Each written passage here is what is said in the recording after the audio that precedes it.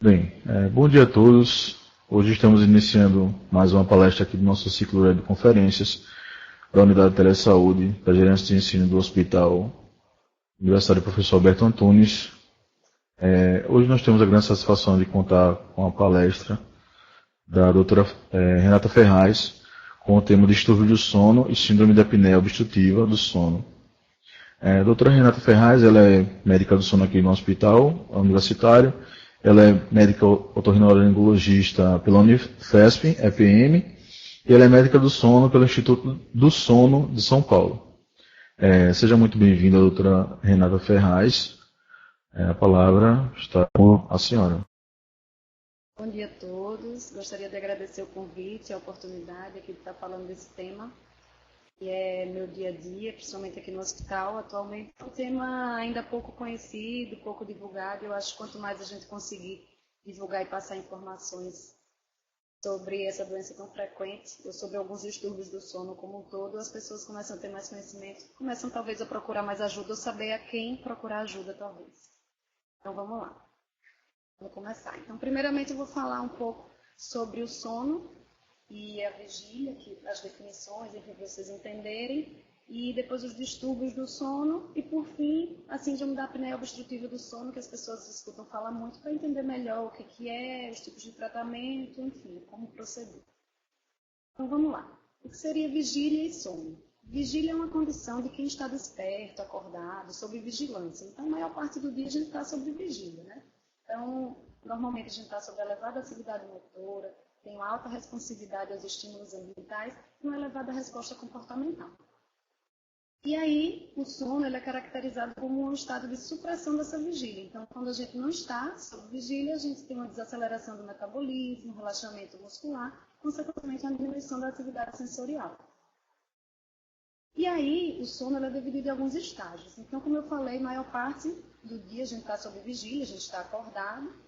Existe o sono não REM, que é a maior parte do sono, dividido em estágios N1, N2 e N3.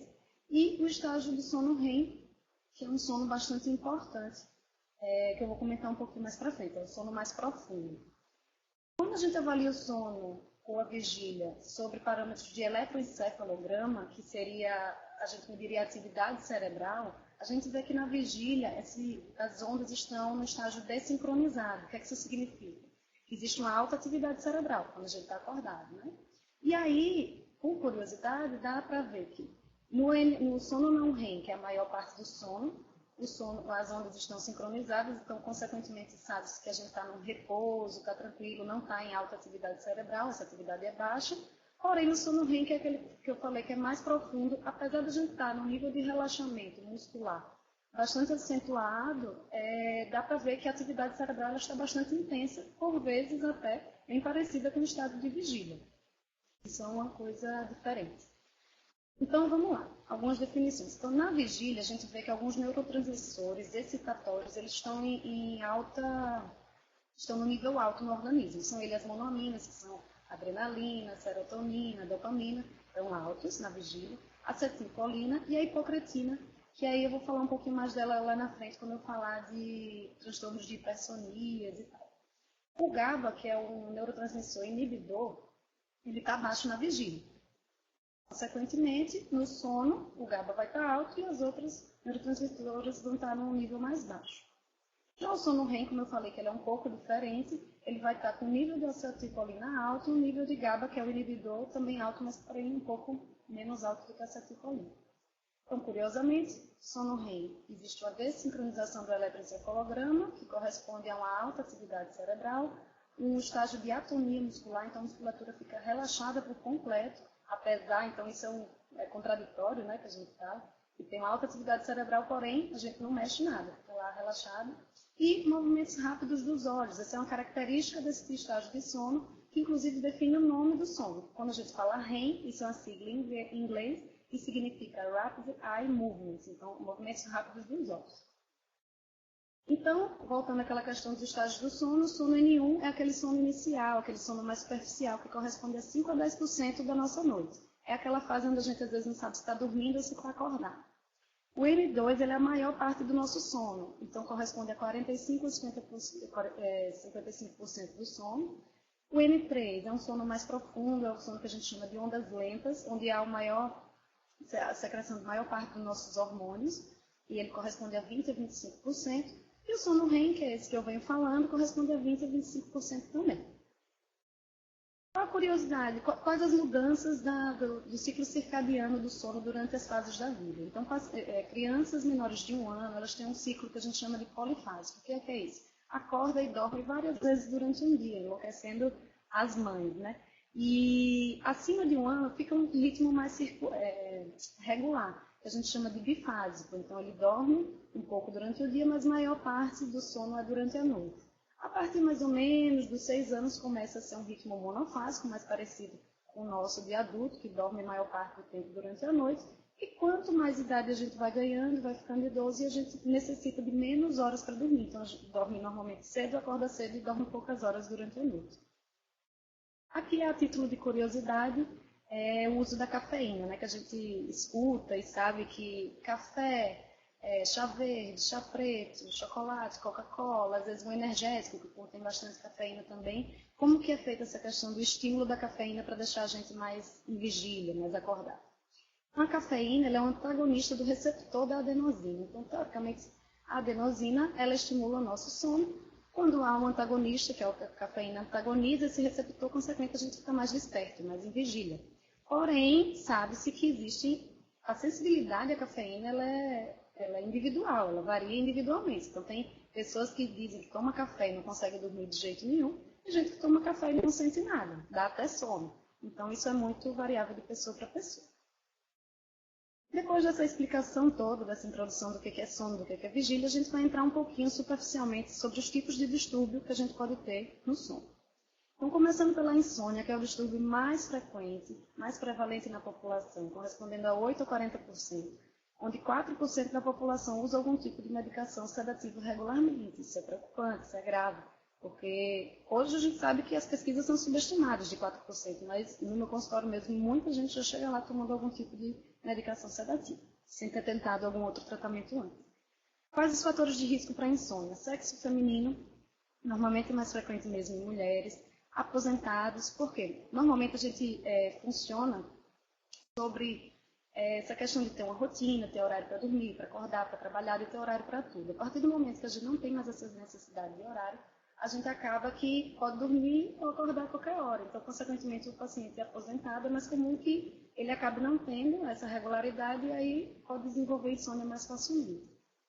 Transtornos mentais ou doenças clínicas e trabalhadores de turno, que são aqueles vigias ou trabalhadores que precisam estar acordados em vigília durante a noite e durante o dia precisa dormir. Então, às vezes, a pessoa não consegue lidar muito bem com isso e isso, a longo prazo, pode trazer uma insônia para o paciente. Então, é definido como uma dificuldade de iniciar ou manter o sono. Porque, por exemplo, tem pacientes que têm dificuldade de começar a dormir, mas depois que dorme, fica tranquilo. Ou tem pacientes que ele inicia bem o sono, mas durante a noite acorda muitas vezes, ou então acorda uma vez só e também não consegue mais dormir. Então, a dificuldade de iniciar ou manter o sono, gerando um sono não reparador, que é aquele sono que você acorda e parece que não dormiu bem, insuficiente para manter o bem-estar físico e mental durante o dia. Precisa ocorrer pelo menos 3 vezes na semana, por pelo menos 3 meses, para a gente considerar isso como insônia crônica. Menos de 3 meses é uma insônia aguda, pode ser um período transitório, ainda é mais fácil lidar com esse tipo de paciente. A partir de 3 meses, a insônia mais crônica é um pouquinho mais complicado, mas tem jeito. O tratamento. Normalmente a gente usa a higiene do sono, que são algumas orientações no ato de dormir, ou próximo de dormir, ou em relação ao ambiente, para melhorar a qualidade do sono do paciente. Eu vou citar um pouquinho mais para frente. Terapia cognitivo-comportamental, que é um tipo de terapia mesmo, porque normalmente a insônia também tem muito fator emocional associado, e o ideal é ter um trabalho de psicológico dessa parte, e medicações quando necessário. Então, o que seria higiene do sono, que eu falei, né? Então, o que é que ajuda a gente a dormir bem? Então, ter um ritual do sono, normalmente vai chegando próximo da hora de dormir, tem gente que já toma um banho morno, aí chega, escova os dentes, prepara, deixa o copinho d'água do lado da cama, isso daí é um ritual do sono. Então, a gente, sem perceber, a gente está treinando o nosso cérebro, mostrando para ele que está próximo da hora de dormir. Consequentemente, o cérebro obedece melhor a isso aí. Então, quando a gente tem um horário regular para deitar e para levantar também, que é aquela questão dos aposentados que eu falei. Então, mesmo estando aposentado ou não tendo uma obrigação, o ideal é realmente ter um horário para deitar e para levantar, porque aí a gente acostuma nosso cérebro, nosso organismo àquilo. Então, vai chegando próximo daquela hora, vai dando sono. Se a pessoa não tem essa regularidade, o cérebro não entende que é a hora de dormir. Preparação do ambiente, deixar um quarto com uma meia luz ou uma luz apagada, um ambiente confortável, um bom colchão, travesseiro. Às vezes a gente acha que não, mas isso prejudica bastante também a qualidade do sono. Não ficar com televisão, barulho, enfim. E evitar muito próximo da hora de dormir. Alimentar-se próximo da hora de dormir, certo? Porque a gente acaba ativando o metabolismo da parte de digestão, isso daí acaba não ajudando. Ingestão de substâncias estimulantes, inclusive a cafeína que eu falei. O ideal é não fazer isso próximo da hora de dormir ou após o final de tarde, se possível. E exercício físico, lógico que tudo isso é importante, exercício é muito importante fazer, mas não próximo da hora de dormir, porque o nosso corpo fica muito ativo. E aí, em algumas pessoas mais sensíveis, pode ter dificuldade de relaxar e dormir. Evitar também, que esse é o problema do século agora, né? Evitar assistir TV na cama, uso de eletrônicos, tipo celular ou computador, na hora de dormir também, porque são aparelhos com muita luz e a gente acaba usando nossa atenção, nossa atividade cerebral para aquilo, consequentemente o cérebro entende que tem que ficar em vigília e a gente demora um pouco mais para dormir. Então são algumas medidas que, às vezes, se a pessoa ficar mais atento a isso, pode melhorar um pouco a qualidade do sono. Um outro distúrbio, que é menos frequente, que chama hipersonia. A doença mais frequente desse distúrbio é a narcolepsia, com prevalência de 1 paciente para 1.600 até 1 para 4.000 a população, mais prevalente na segunda e terceira décadas de vida, acomete 10% dos casos, aparece na infância, tem um impacto social semelhante à epilepsia. Vocês vão ver por quê. Porque quais as características dessa doença? O paciente tem uma sonolência excessiva diurna, então ele dorme em qualquer lugar, certo? Tem parâmetro mínimo. Pode ter o que a gente chama de paralisia do sono, que é aquela sensação de que você está acordado, mas o seu corpo não se mexe. Tem gente que diz, eu acordei, fiquei lá sem conseguir me mover, mas vendo tudo o que estava acontecendo. Isso se chama paralisia do sono. Alucinações hipnagógicas, que são aquelas quando você está dormindo, ou hipnocômpicas, que são aquelas quando você está acordando. Fragmentação do sono, que é acordar e dormir várias vezes durante o dia, então a gente chama hipersonia, que o paciente dorme muito, mas ele não tem um sono de qualidade, então ele dorme muitas vezes durante o dia, mas não é um sono contínuo. E a cataplexia, que é o mais importante e característico dessa doença, que é uma atonia muscular brusca, então o paciente ele perde mesmo a contração muscular e acaba desmaiando. É como se fosse um desmaio, mas ele não dorme, né? Então ele perde a força muscular e cai no chão, isso sob um efeito de uma emoção muito forte. Então, às vezes o paciente se emociona, chora ou ri muito, aí acaba sofrendo o que a gente chama de cataplexia. Então, por isso que é meio semelhante à epilepsia, porque é como se o paciente estivesse precisando realmente de ajuda ali naquele momento. É muito associado a esse alelo genético e associado também à diminuição da hipocretina 1 no líquor. Lembra que eu falei da hipocretina no início, que é um dos neurotransmissores que acabam gerando mais a vigília.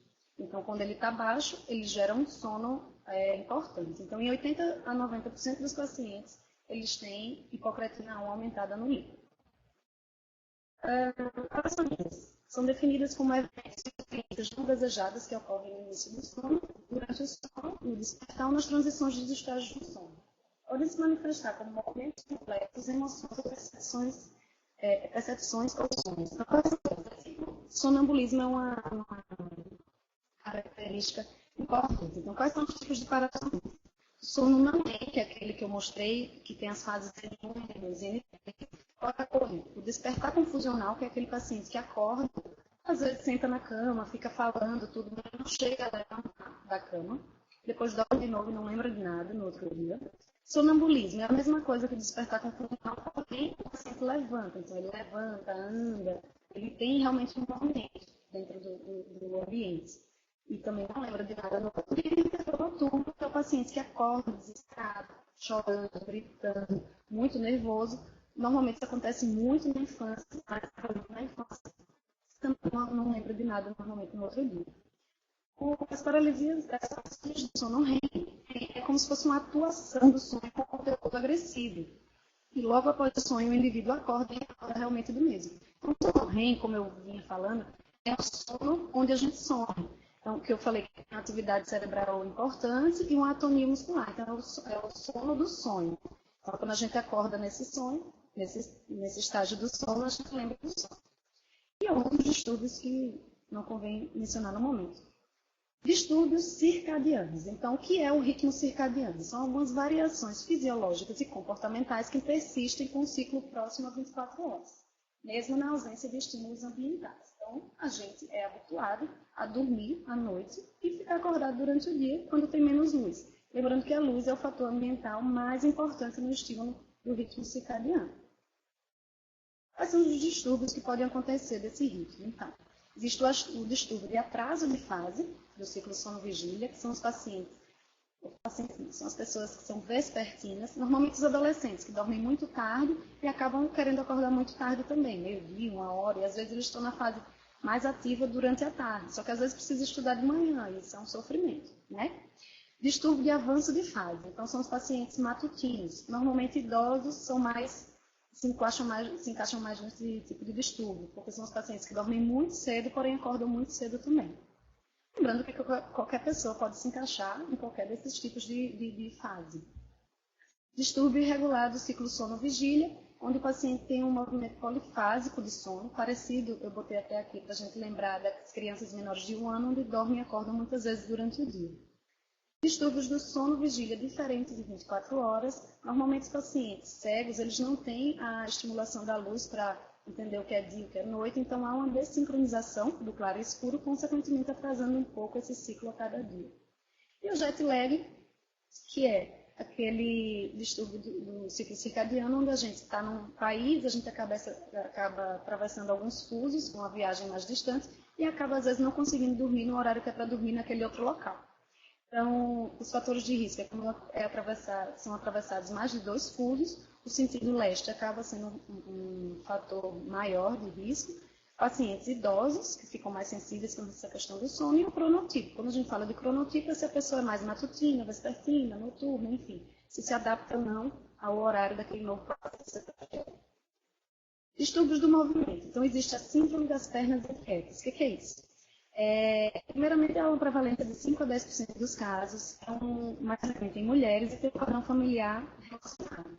É definido como urgência de mover os membros inferiores acompanhado de uma sensação desagradável, como parestesias, dormências, dor, compulsão, mexer os membros, que pode piorar com o repouso, normalmente melhora quando a pessoa mexe.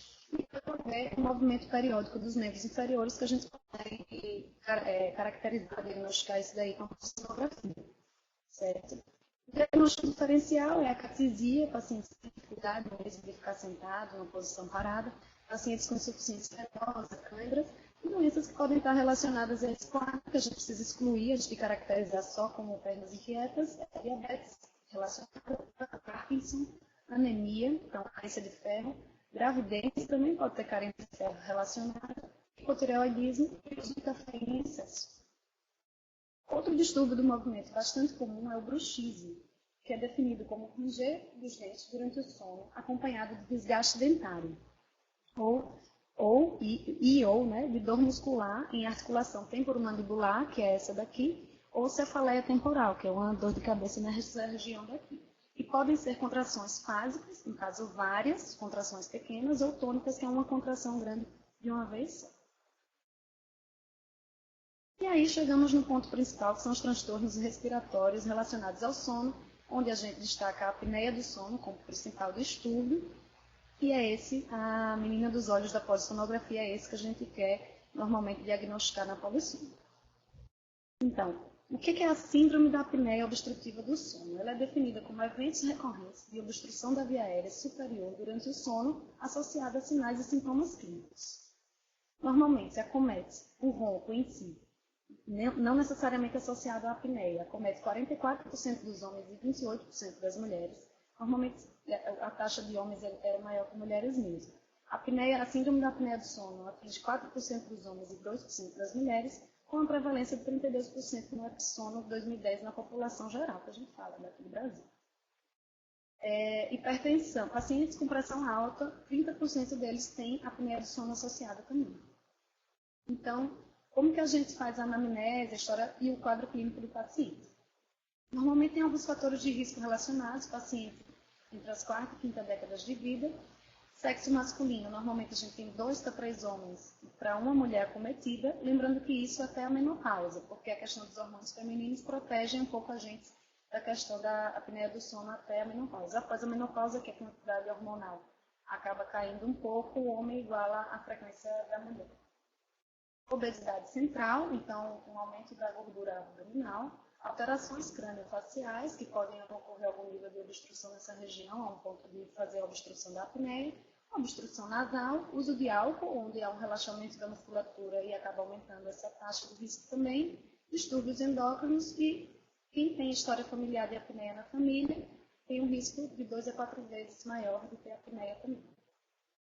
A gente pergunta na anamnese. Então, pacientes que têm episódios de sono não intencionais durante o dia, durante a vigília, então paciente que fica numa sala de espera e não aguenta e dorme, ou que está no carro, que esse é o mais grave, assim, está no carro parado no sinal e tudo, e acaba cochilando. Então, são assim, uma sonolência muito grande. Sonolência excessiva diurna e sono matador, aquele sono que se acorda parecendo que não dormiu o suficiente. Fadiga, às vezes, queixa de insônia, porque o paciente acorda tantas vezes, superficializa tantas vezes o sono que a queixa de insônia, mas às vezes ele tem apneia por trás. Acordar com pausas respiratórias em gases ou asfixia, e relato do companheiro de ronco alto, pausas respiratórias durante o sono, porque às vezes chega o paciente de apneia no consultório, e às vezes ele não tem muita queixa para a sonolência durante o dia. E quando a gente questiona o companheiro, a gente percebe que o paciente às vezes tem esse ronco alto, sufocamento, gases, enfim. Uma das queixas aqui, positivas, é considerada como um quadro clínico positivo para a apneia. Quais os antecedentes relacionados com a apneia? Pressão alta, diabetes, doença do refluxo, doenças endocrinológicas como hipotireoidismo, acromegalia, doença de Cushing, cardiopatias como arritmias, AVC, doenças respiratórias, uso de alguns medicamentos como drogas sedativas pelo relaxamento muscular, beta-bloqueadores, antecedentes cirúrgicos de vias aéreas superiores, tabagismo e etuísmo. Lembrando que a apneia do sono parece que está muito relacionada com a síndrome metabólica, que normalmente o paciente hipertenso, diabético, obeso, tem um fator de risco maior, consequentemente ele tem maior chance de ter apneia. Lembrando que 50% dos pacientes com apneia são hipertensos, e se você pega todos os pacientes hipertensos, destes 30% acabam tendo apneia. Então a relação entre apneia e pressão alta é bastante importante. Então, como eu falei, o quadro clínico ele é dividido em sintomas, existem os sintomas mais comuns de dia e os sintomas mais comuns à noite. Então, os sintomas noturnos é aquele ronco ressuscitativo, pausas respiratórias do sono testemunhadas pelo companheiro, episódios de sufocação, despertares frequentes, hematuria, que é o ato de urinar durante a noite, sudorese excessiva, pesadelos, insônia, pirose, que é a azia, e a regurgitação é o retorno do alimento para a garganta, para a boca, e engasgos. Durante o dia, o paciente normalmente tem sonolência excessiva, sensação de que não dormiu bem, cefaleia de manhã, alteração do humor, dificuldade de concentração, alteração de memória, diminuição da libido, porque sabe-se que diminui um pouco a secreção de testosterona durante a noite, e fadiga. Então, qual, dentro do quadro clínico, que o paciente que tem um alto valor preditivo para a apneia do sono é um paciente hipertenso, que tem ronco positivo, e apneias testemunhadas, a chance de ter apneia do sono é grande. Então, a gente acaba fazendo um questionáriozinho, que é esse de Epworth, para ver se o paciente tem o que a gente chama de sonolência excessiva diurna. Então, a gente faz algumas perguntas, pergunta a chance dele cochilar durante algumas situações, que são essas aqui, e aí a gente classifica como normal, se o índice é só até 8, de 9 a 10, a sonolência excessiva diurna é leve, de 12 a 16 moderada, e acima de 16 é uma sonolência grave. Quando a gente fala grave, é grave mesmo. Tem gente que é motorista de ônibus, de transporte público, se é um paciente que tem apneia, tem uma sonolência excessiva diurna, tem risco de causar um acidente e gerar um acidente para todas as outras pessoas que estão usufruindo daquele serviço. Então, no exame físico, o que é que a gente procura? Obesidade, então a gente mede o IMC, maior que 30, paciente considerado obeso, tem um fator de risco maior. Circunferência do pescoço, maior que 43 nos homens e 38 nas mulheres. Circunferência abdominal, maior que 95 nos homens e 85 nas mulheres. Classificação de Mallampati modificada, vou explicar um pouquinho mais para frente. Classes 3 e 4, maior fator de risco. As amígdalas, que são as tonsilas palatinas, grau 3 e 4 também. E presença de palato ogival. Então, o que é que a gente olha no exame físico na boca, na horoscopia? A paciente que tem uma língua volumosa, os pilares, quando a gente fala em pilar, é pilar de amígdalas volumosos, medianizados, que ele vem mais para o meio, ou palato web, que é como se fosse uma cortinazinha, que é isso aqui que a gente está vendo. Palato mole posteriorizado, espesso e alongado, e a úvula espessa e alongada também. Alterações craniofaciais. Então, sabe-se que a retroprojeção do mento, que é o queixo, chamado também de retrognatia, é um fator de risco para a apneia, porque, consequentemente, com o queixo para trás, a língua também vai um pouco para trás. Quando a gente deita, de costas para baixo, no caso, né, de barriga para cima, há uma chance maior de obstrução da língua na região posterior e fazer vibrar essa região de orofaringe. E hipoplasia maxilar, que é a hipoplasia dessa região daqui também, é um fator de risco. Oclusão dentária, a gente avalia. Essa é a oclusão classe 1, que é a adequada. Oclusão classe 2, se você prestar atenção, ele tem o retrognatismo, essa parte aqui é mais posteriorizada, então é um fator de risco maior para a apneia. E aqui é o contrário, é o prognatismo, onde a mandíbula está um pouco anteriorizada, consequentemente é um fator protetor de apneia. Então vamos lá, eu falei sobre aquela classificação de Malampati modificada. O que é o Malampati modificado? É a proporcionalidade entre os tecidos e a estrutura óssea da orofaringe. Então vamos lá. Existe, cada um tem uma conformidade fisiológica, cada um nasceu de um jeito. Então tem pessoas que têm essa abertura de boca, que é a classe 1, tem gente que tem essa classe 2, classe 3 ou classe 4. Analisando agora friamente, vocês acham que esse paciente que tem uma abertura de boca maior e um espaço maior posterior, comparando com esse paciente, a gente percebe claramente que esse paciente classe 4 ele tem mais dificuldade para respirar. Porque só em abrir a boca a gente já não consegue ver as estruturas posteriormente. Então, o paciente que ele é classe 3 e 4 é um paciente mais favorável a ter a apneia do sono. Avaliação das amígdalas. Então, aqui é uma amígdala grau 1, onde ela obstrui apenas até 25% da região da orofaringe. A amígdala grau 2 obstrui até 50%. A amígdala grau 3 até 75%. E grau 4 acima de 75% da orofaringe. Então, mesma analogia. Analisando aqui esses 4 pacientes. Se a gente olhar o tamanho da amígdala, esse paciente que tem a amígdala menor, ele vai respirar melhor. Porém, esse paciente que tem uma amígdala maior, se a gente fizer a cirurgia de amígdala, ele vai ganhar mais espaço. Então, a chance dele melhorar acaba sendo maior. Então, foi criada uma classificação por Friedman, onde dividiu em estágios, para a gente conseguir recrutar alguns pacientes para ver qual deles tem indicação de cirurgia. Normalmente, o paciente que tem indicação de cirurgia é o paciente que tem uma abertura de boca boa, certo? Porque não adianta você fazer uma cirurgia numa boca dessa que você não vai ganhar espaço nenhum. Mesmo que você tire as amígdalas ou faça qualquer coisa aí, não vai mudar muito a abertura posterior. Então, tem que ter uma abertura de boca boa associada com a amígdala grande. Porque aí sabe-se que se tirar a amígdala, ele com abertura de boca boa, consequentemente, a gente vai ganhar um espaço maior de respiração desse paciente, certo? Então, basicamente é isso. Avaliando a permeabilidade nasal, então sabe-se que a obstrução nasal é o maior problema também, porque acaba que a obstrução nasal gera uma respiração mais pela boca durante a noite, consequentemente a maior chance de vibração dos tecidos lá da orofaringe posteriormente e de ronco e apneia do sono. Então, aqui, causas são elas o desvio de septo, que é essa imagem aqui, os cornetos hipertrofiados, que são essas bolinhas aqui, colapso da válvula nasal também. A gente acaba medindo pressão, circunferência cervical e IMC, como já tinha mostrado anteriormente, e alguns exames complementares para ajudar. Na cefalometria, uma radiografia com medidas de vários pontos da face para avaliar se tem algum dismorfismo craniofacial ou alguma coisa que a gente possa fazer na estrutura óssea para melhorar a respiração do paciente. E a polissonografia, que é o exame padrão ouro para diagnóstico da apneia do sono, que é justamente o exame que eu faço aqui no HU. Então vamos lá, na polissonografia, o paciente ele dorme no laboratório do sono, tá certo? A gente tenta mimetizar o sono o mais próximo possível do normal do paciente. A gente coloca alguns eletrodos, algumas faixas. Não é a mesma coisa que dormir em casa, a gente sabe, mas a gente tenta fazer o máximo para tentar identificar alguns distúrbios do sono do paciente, principalmente distúrbios respiratórios. São usados eletrodos de eletroencefalograma, que são esses que ficam na cabeça, de eletromiografia, que são os de queixo e nas pernas também para ver movimentos das pernas. E o eletrooculograma, que são aqui no olho, para a gente ver movimentos ou não do olho em relação àquela questão do sono REM que eu falei. A monitorização respiratória, com as faixas torácica, abdominal, medidores de fluxo, e monitorização cardíaca, com eletrocardiograma, frequência cardíaca e oximetria. Aqui é o que a gente chama de hipnograma. É como se essa fosse a interpretação do exame sobre a noite toda do paciente. Então, aqui são os momentos que o paciente entrou em vigília, então cada subida desse traçado até esse ponto quer dizer que o paciente acordou de alguma forma. Quando eu falo acordar, não é um acordar consciente, o paciente acordou, percebeu que acordou.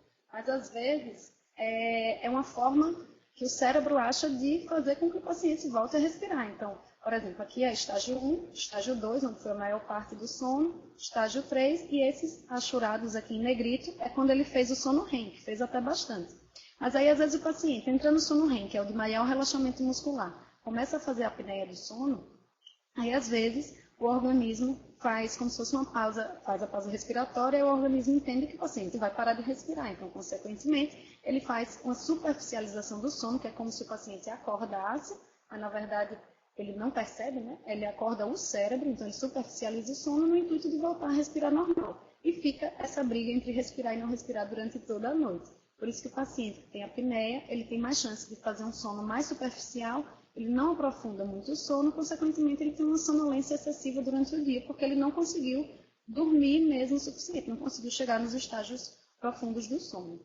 Então, a apneia é definida como a redução do fluxo respiratório maior do que 90%, com a duração maior que 10 segundos. Então, aqui seria o ciclo inspiratório e expiratório da respiração. Quando faz a apneia, ele faz isso aqui, tá certo?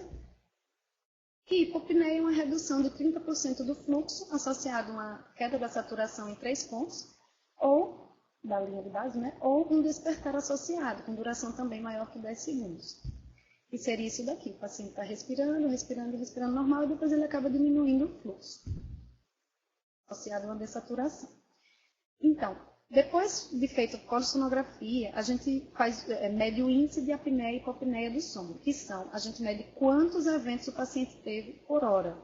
Então, quando o paciente teve 5 ou menos eventos por hora, é considerado como ronco primário ou, no caso, é um exame normal, onde o paciente não tem apneia. Ele pode até roncar, mas ele não tem apneia associada. Se ele apresenta de 5 a 15 eventos por hora, ele é considerado como um índice de apneia leve.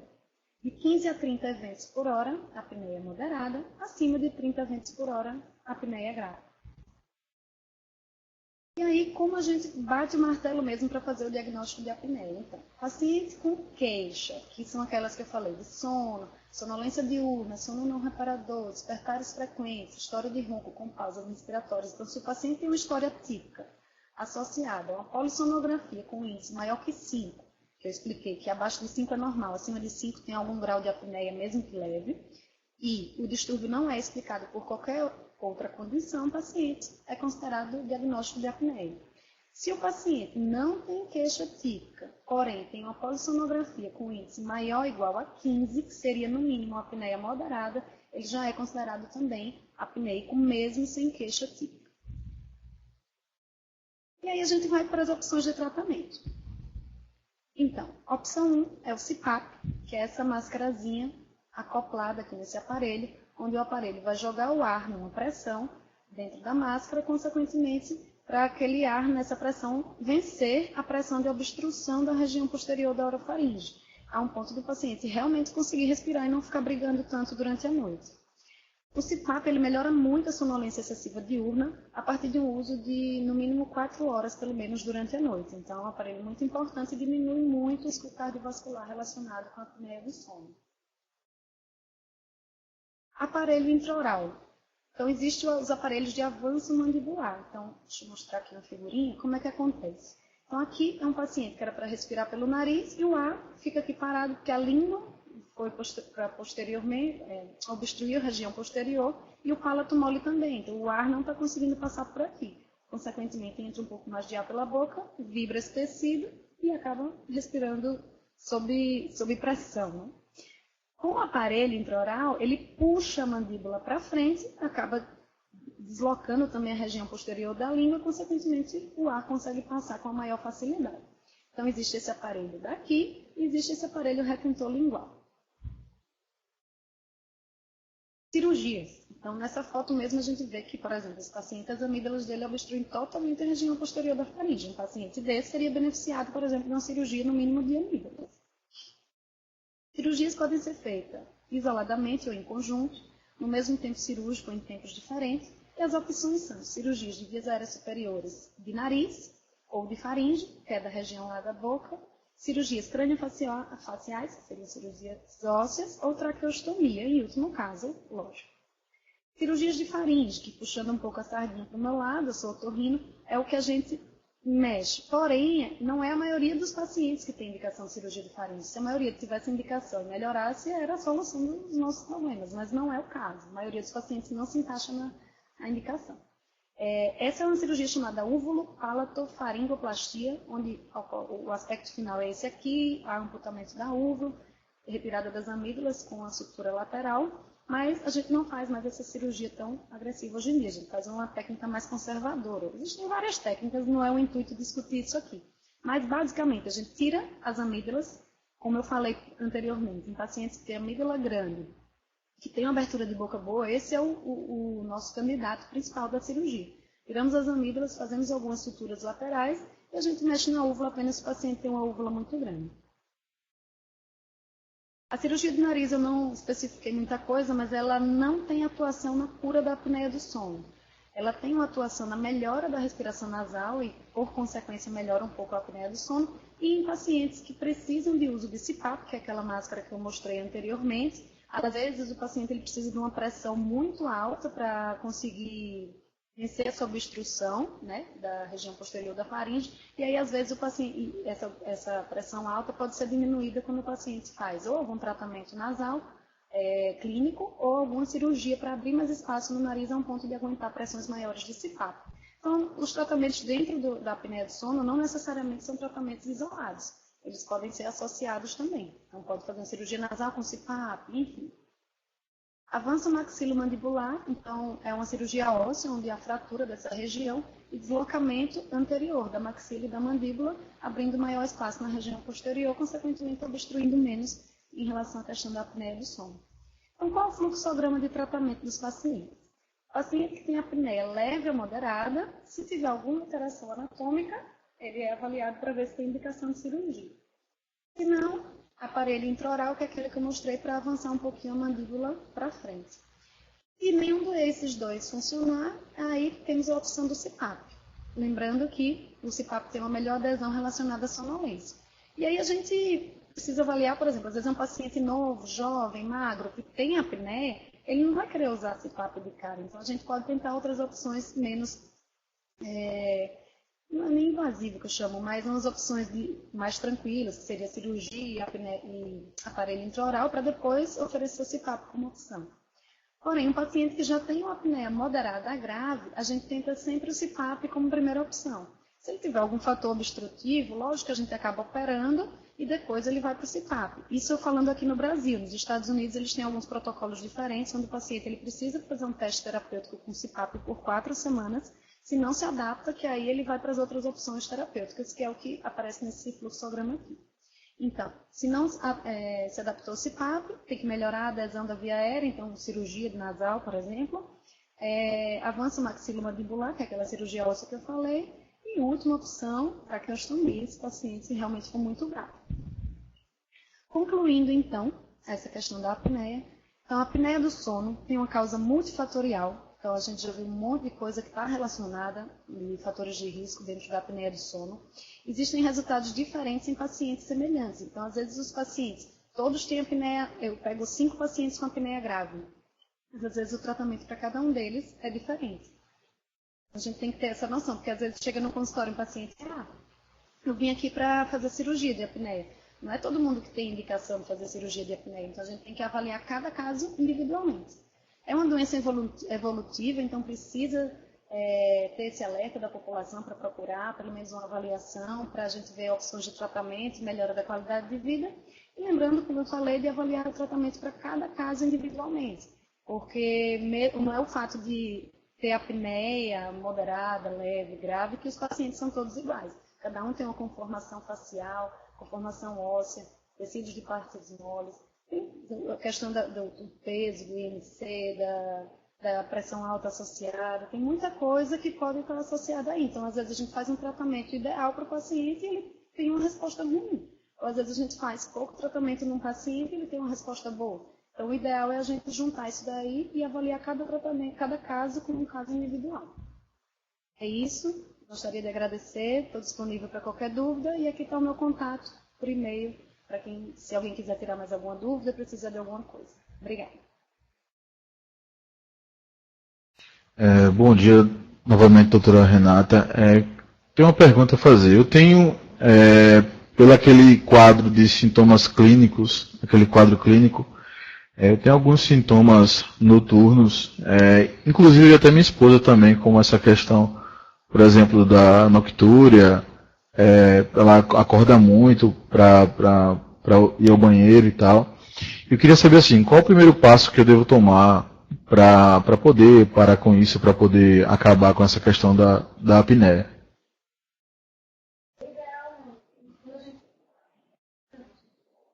É uma especialidade que acaba avaliando todas as coisas relacionadas ao sono, né? Então, o ideal, entendendo qualquer dessas queixas aqui que eu citei, é realmente procurar um profissional e aí, a partir disso, a gente consegue avaliar melhor as queixas, junto com o exame físico, junto com a história da pessoa, os exames mesmo, às vezes laboratoriais, enfim, a gente consegue fazer um melhor diagnóstico e a partir daí a gente consegue pensar numa forma de tratamento. Mas, a princípio, eu acho que a primeira coisa a ser feita nesse momento é procurar um profissional mesmo para primeiro tirar as dúvidas e a gente ver a história direitinho, o exame físico, para a partir daí começar a triar uma possibilidade de diagnóstico, ver se realmente tem apneia ou se às vezes é só algum outro distúrbio do sono. Por exemplo, no meu caso, eu sei que a questão do peso, e até também eu tenho um quadro familiar de hipertensão, como a senhora citou várias vezes, isso ajuda muito nessa questão desse quadro de apneia, né? Ajuda sim. Todos aqueles fatores de risco que eu citei, eles acabam contribuindo, deixa eu tentar abrir aqui, para a apneia do sono, são fatores de risco. E a gente sabe que pacientes com pressão alta têm maior chance de ter apneia, pacientes com apneia têm mais chance de ter pressão alta. Por quê? A gente viu que durante o sono, o paciente que tem apneia não tem um sono contínuo, um sono tranquilo. É um sono que você acorda várias vezes, o cérebro acorda várias vezes, no intuito de regularizar a respiração. Então, consequentemente, a parte cardíaca, a pressão da gente, ela acaba variando muito durante a noite. Um paciente que tem apneia, ele está com a pressão. Normalmente, quando a gente aprofunda mais o sono, a pressão ela baixa mais, o metabolismo cai um pouco. Então, a partir do momento que você ronca e faz a apneia, a pressão volta tudo. O paciente é como se ele acordasse um pouco para voltar a respirar e a pressão acaba aumentando. Então, a pessoa faz vários picos de hipotensão e hipertensão durante a noite e isso a longo prazo pode gerar a pressão alta como um todo. Então, às vezes, um paciente de apneia, ele pode fazer o tratamento de apneia e acaba melhorando um pouco da pressão, ou às vezes até mesmo curar, ou vice-versa. Só que o tratamento só da pressão não resolve a apneia.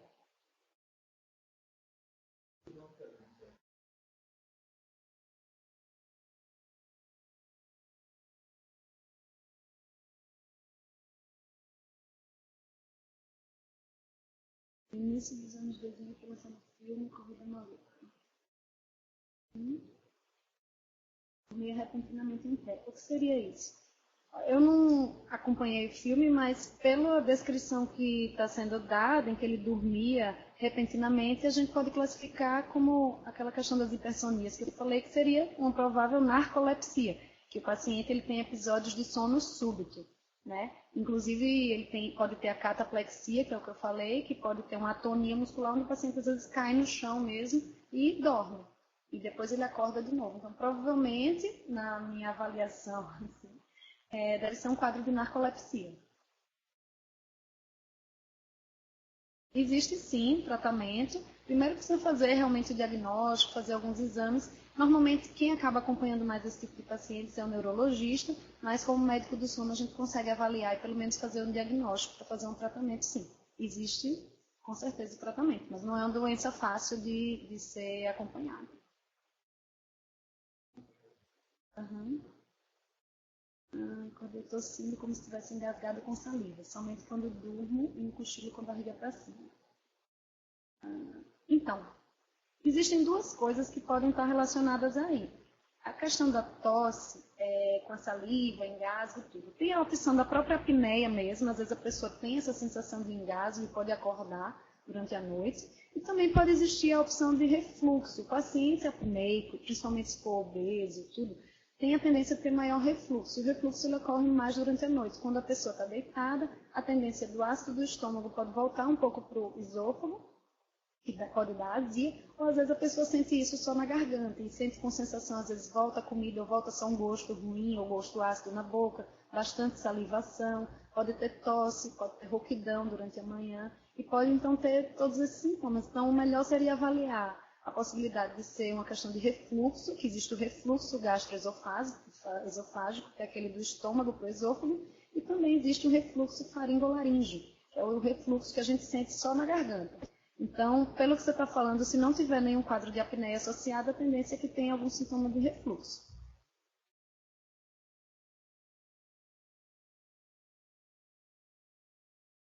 Ronco. Então, como eu expliquei, o ronco, na maior parte dos casos, ele está relacionado à apneia.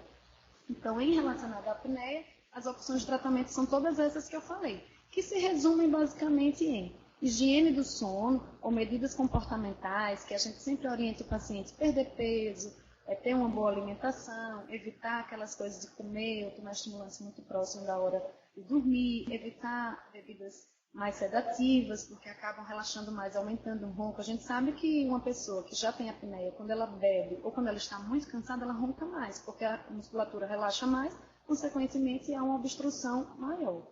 Então, a gente sempre orienta essas medidas, faz alguns exames de sangue, alguns exames laboratoriais para ver se não tem nada por trás disso daí. E aí, se a gente fechar o quadro com uma apneia do sono, se tentar as medidas anteriores, a gente vai para as opções de tratamento mais definitivas, que são elas: cirurgia, se a pessoa tiver indicação, pode ser aparelho intraoral, que é o aparelho aquele da boca, se a pessoa também tiver indicação, ou CPAP, que é aquela máscara que eu falei, que ela tem muita atuação na diminuição da mortalidade, doenças cardiovasculares, e acabam melhorando muito a sonolência excessiva diurna. Então, assim, como eu até citei, cada caso é um caso. Então, às vezes, a gente pode estar até tratando a apneia da pessoa. E aí, não necessariamente o ronco ele vai embora por completo. Então, o ronco, existe muita coisa relacionada aí. Então, às vezes, a gente faz todas as opções de terapia, a pessoa da parte metabólica está ótima, mas às vezes o ronco ele não vai embora por completo. Então, a gente precisa avaliar isso com calma, porque realmente cada caso é um caso e é uma doença que tem muitos fatores relacionados, então precisa ser avaliado dessa forma. Doutora Renata, o ronco ou a apneia pode ser um quadro, como é que eu posso falar, geneticamente passado de pai para filho, hereditário? Coloquei até aqui no slide na frente. Claro que, como eu já citei, tem muitos, a maior parte são fatores ambientais, né? São fatores corporais, enfim, coisas que acabam fazendo com que a gente, hábitos de vida que acabam favorecendo a isso. Porém, eu citei aqui em algum slide que uma pessoa que tem história familiar positiva de apneia tem 2 a 4 vezes mais chance de ter também apneia. Então, é uma coisa geneticamente possível também. Até porque a gente adquire muita coisa genética da nossa estrutura também, facial, corpórea, então tem essa parte que influencia. Então, tem 2 a 4 vezes mais chance, aqui, ó, quem tem história familiar positiva tem um aumento de chance de apneia entre 2 a 4 vezes mais do que uma pessoa que não tem história familiar positiva. Uhum. Mas é bom sempre lembrar, como é uma doença multifatorial, então tem muitas causas relacionadas, às vezes é um paciente que não tem história positiva, mas tem muito fator ambiental, tem vários outros fatores relacionados. E acaba que pode ter apneia, um paciente que tem história positiva, não tem nada disso aqui e acaba não tendo apneia. Então, é bom ficar atento a isso aí. Uhum. Tem mais uma pergunta aí. A sonografia, o incômodo em dormir fora da própria casa está cheio de eletrodos ou em algo do tipo, saber que está sendo monitorado. Então, levando isso em consideração, existe um meio de se monitorizar e conseguir todas as informações com aparelhos pequenos e móveis e fazer esse monitoramento em casa? Existe sim, mas também não é uma forma fácil.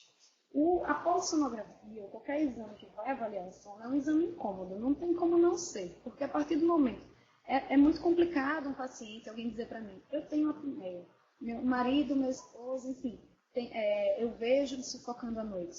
Eu acredito quando a pessoa me fala isso, mas eu não tenho como avaliar isso se eu não estou lá. E mesmo se eu estivesse, eu estaria dormindo também. Eu não conseguiria avaliar isso de uma forma melhor. Então, a polissonografia, ela foi criada no intuito da gente conseguir monitorizar da melhor forma possível o sono, contando com todas as dificuldades relacionadas ao exame. A gente sabe que dormir fora de casa, dormir cheio de eletrodo, enfim, não é a melhor coisa possível. Mas é a única forma que a gente tem de monitorizar, de saber como está, se realmente tem obstrução, se não tem, quanto tem. E essa forma de polissonografia em casa existe. Tem duas formas de serem feitas. Uma, o técnico de polissonografia pega o aparelho, vai na casa do paciente, monta o paciente com todos os eletrodos que a gente divide em polissonografia em tipos 1, 2 e 3. Vários outros tipos, mas os principais são esses. A polissono tipo 1 é essa que a gente faz em laboratório, que é a que a gente faz aqui no H1. Polissono tipo 2 é igual a do laboratório, mas é montada em casa. Então, o técnico ou vai na casa do paciente e monta, e vai embora, ou o técnico monta o paciente no consultório e o paciente vai para casa com aquele monte de eletrodo na cabeça. Vai de carro, vamos dizer assim. Apesar do paciente dormir em casa, a gente tem um grande problema. Qual é? Os eletrodos, eles são fixados e para qual a intenção do técnico passar a noite toda assistindo o exame do paciente? Quando um eletrodo sai do lugar, o técnico vai lá. Óbvio, ele tem outras funções, mas a principal função de existir uma pessoa acompanhando todo o exame de polissonografia é quando sai um eletrodo, o técnico vai lá e reposiciona e vê se está tudo bem, como é que está. A chance de perda de dados no exame em casa é muito maior. Apesar do conforto do paciente, que está em casa e tudo, ele tem uma chance maior de um eletrodo desconectar, a gente perder a informação e precisar repetir o exame. Então, assim, tem os prós e contras da questão de fazer o exame em casa. Existe um exame em casa também muito mais simples, com menos eletrodos, mas que só mede a questão respiratória, não mede os estágios do sono. Então, tem que pesar se, em alguns casos, dá para ser feito, mas, enfim, tem que avaliar cada caso para ver se é só avaliando a parte respiratória o suficiente para aquele paciente que foi indicado. Então, assim, como eu falei, tem um incômodo de dormir fora de casa, mas tem a facilidade da tendência de fazer só uma vez o exame é maior. E em casa, a chance de soltar, porque soltar eletrodo é uma coisa muito comum no exame de polissonografia. Então, a chance de em casa isso acontecer e perder dados e precisar repetir o exame, aí acaba sendo uma coisa ruim também, que às vezes o paciente precisa mais de uma vez fazer esse exame. Então, tem que pesar os prós e contras. Atualmente, aqui em Maceió, principalmente, eu não conheço os locais assim, que estão fazendo a domicílio, mas pelo SUS, por enquanto, a gente só tem aqui no H1. Mas, assim, a nível particular ou de convênio, a maioria deles só acaba fazendo no laboratório do sono mesmo.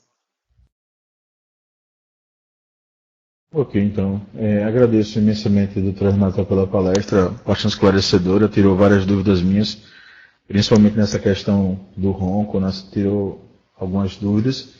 Agradeço mais uma vez, agradeço o nome da professora Rosalina, que não pôde estar presente hoje, e agradeço a presença de todos vocês e até a nossa próxima webconferência.